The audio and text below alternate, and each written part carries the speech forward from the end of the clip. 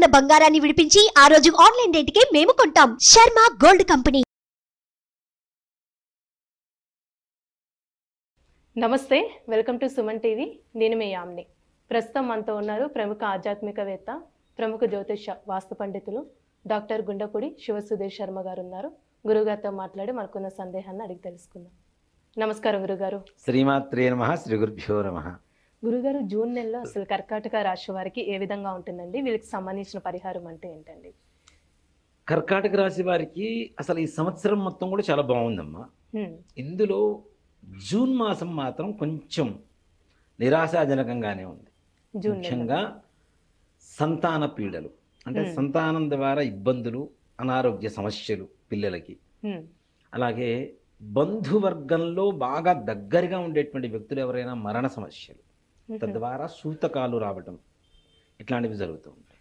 అలాగే అనారోగ్య భంగం, ఆరోగ్యం ముఖ్యంగా రక్త సంబంధమైనటువంటి అనారోగ్యాలు ఏవైతే ఉంటాయో, బీపీ, షుగర్ ఇట్లాంటివి ఏవైతే ఉంటాయో వాటి వల్ల ఎక్కువగా తీవ్రత వల్ల ఎక్కువగా బాధపడేటువంటి అవకాశాలు ఎక్కువ కనబడుతూ ఉంది. అలాగే వీళ్ళకి అనుకోనటువంటి ఖర్చులు, ఆదాయం తక్కువగా ఉంటుంది, ఖర్చు ఎక్కువగా ఉంటుంది. దానివల్ల ఏం చేయాల్సి వస్తుంది? అప్పులు చేయాల్సి వస్తుంది. అప్పులు అంటే తప్పువు తిప్పలు భవిష్యత్తులో. కాబట్టి అలాంటి కొంచెం నిరాశజనకంగా ఉండేటువంటి సమయంగా ఈ కర్కాటక రాశి చెప్పుకోవచ్చు. కానీ ఈ కర్కాటక రాశిలో ముఖ్యంగా ప్రథమార్థంలో, అంటే జూన్ 1 నుంచి 15వ తారీఖు వరకు మరి విపరీతమైనటువంటి సమస్యలు ఎదుర్కొంటారు.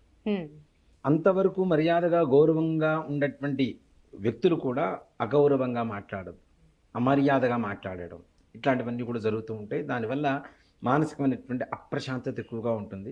మానసిక ప్రశాంతత ఎప్పుడైతే కోల్పోతున్నామో అనారోగ్యానికి దగ్గర అవుతున్నామని అర్థం. కాబట్టి అలాంటివి కొంచెం జాగ్రత్త వహించాల్సినటువంటి అవసరం అయితే తప్పదు. 15 రోజులు అనేది కొంచెం ముందు 15 రోజులు మాత్రం కొంచెం జాగ్రత్త వహించాలి. ద్వితీయార్థం కొంతవరకు మేలుగానే ఉంది, పర్లేదు.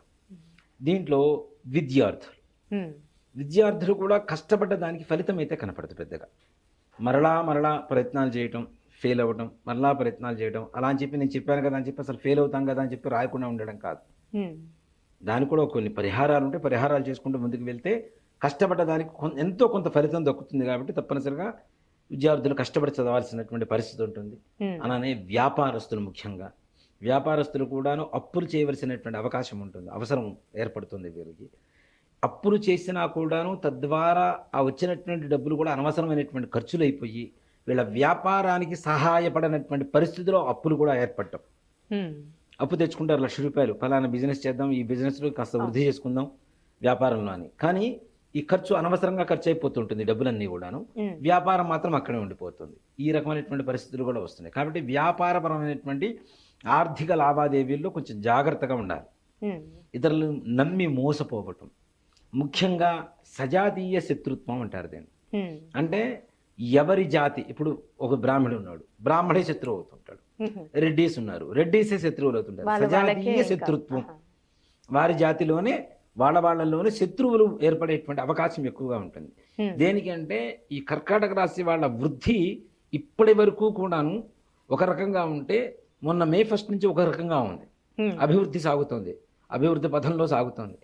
భవిష్యత్తు కూడా వీళ్ళకి మంచి రోజులు రాబోతుంది. ఈ పక్కన ఉండేటువంటి వాళ్ళ కుళ్ళు కుతంత్రం ఏదైతే ఉంటుందో, నరఘోష అంటాం కదా, అది పరిపూర్ణంగా చవి చూసేటువంటి రోజులే ఈ జూన్ మాసం అంతా కూడా కర్కాటక రాశి వారి. అంటే ఇప్పుడు వివాహానికి సంబంధించి ఏ విధంగా ఉండొచ్చండి? వివాహ పరమైనటువంటివి అయితే మాత్రం కొంతమేరకు మేలుగా మంచిగానే ఉంటుంది. అంటే ప్రయత్నం చేయాలి, చేస్తే మాసం చివరిలో కుదిరేటువంటి అవకాశాలు బాగా కనబడుతున్నాయి. అంతవరకు కూడాను చూడటం, ఇది బాగుంది అని ముందుకు వెళ్ళి మళ్ళీ ఆగిపోవటం, మరలా ఇంకో సంబంధం చూడటం, ఈ రకమైనటువంటి ప్రయాసాలు ఎక్కువగా జరుగుతూ ఉంటాయి. కాబట్టి ఈ జూన్ మాసంలో చివరిలో ఏదైనా సంబంధాలు చూస్తే తప్పనిసరిగా వాటి వల్ల మంచి యోగం కలిగేటువంటి అవకాశాలు ఉన్నాయి. అలానే ఇప్పుడు ఉద్యోగస్తులకండి, ప్రైవేటు ఉద్యోగం కానీ గవర్నమెంట్ రంగానికి సంబంధించి జూన్ నెలలో ఏ విధంగా ఉండొచ్చు? ప్రైవేట్ ఉద్యోగస్తులైనా ప్రభుత్వపరమైనటువంటి ఉద్యోగస్తులైనా ప్రమోషన్స్ అట్లాంటి వాటికి మాత్రం ప్రయత్నాలు ఈ మాసంలో చేయవద్దని చెప్తాం. అనుకూలంగా లేదు, ప్రతికూల వాతావరణం ఏర్పడుతుంది. తద్వారా ఏంటంటే శత్రువులు పెరుగుతూ ఉంటారు. వీడికి ఇప్పుడు కాదు, ఇప్పుడు కాకపోతే మంచి రోజులు వచ్చిన తర్వాత మళ్ళీ ప్రయత్నాలు చేస్తే బాగానే ఉంటుంది. కానీ ఈ సమయంలో ప్రయత్నం చేస్తున్నాడు, వీడికి మంచి జరగబోతుంది అంటే ఆపటానికి 100 మంది వీళ్ళ మీద పడుతూ ఉంటారు. ఇందాక చెప్పుకున్నట్టు శత్రు బాధ.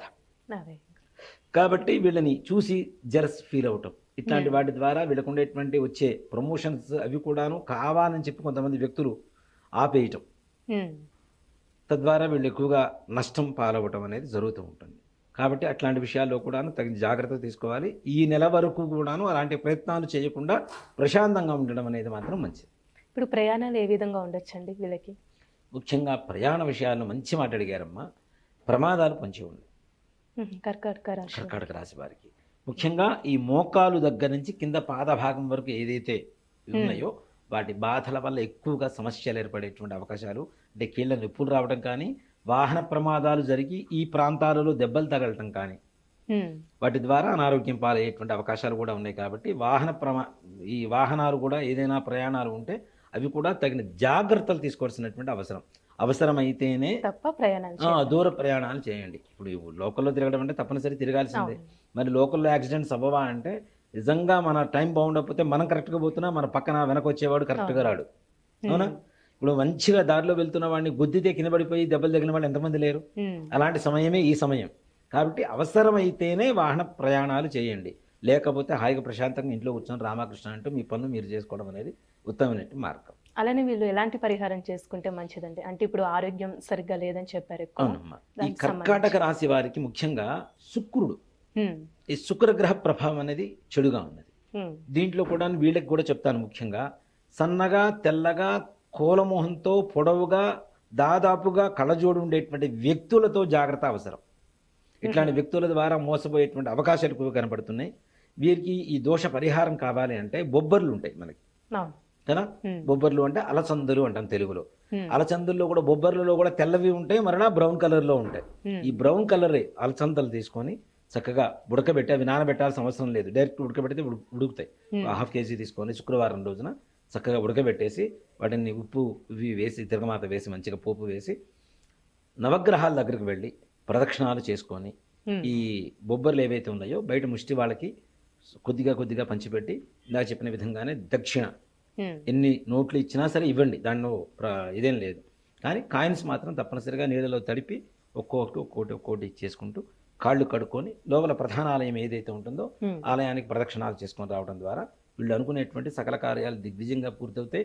అంటే వీళ్ళకు ఉండేటువంటి సమస్యలు లాభం తెచ్చి పెట్టకపోవడం తీసి పక్కన పెడతాం, నష్టం జరగకుండా ఉండేందుకు ముఖ్యంగా ఇది బాగా పనిచేస్తుంది. మంచి పరిహారం తెలియజేశారండి. శ్రీమాత్రే నమః. శ్రీ గురుభ్యో నమః.